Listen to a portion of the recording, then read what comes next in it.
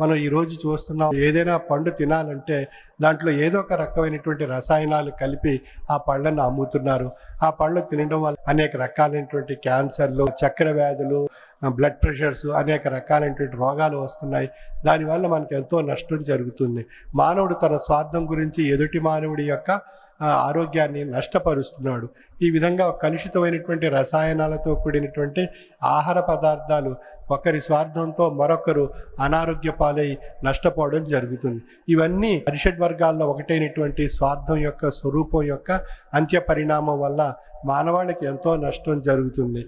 ప్రకృతిలో పంచభూతాలను కూడా మానవుడు తన స్వార్థంతో కలుషితం చేసుకుని మానవాళి అంతటికీ కూడా అనారోగ్యాన్ని కలిగించేటువంటి విధంగా మానవుడి యొక్క స్వార్థానికి ఎంతోమంది నష్టపోవడం జరుగుతుంది.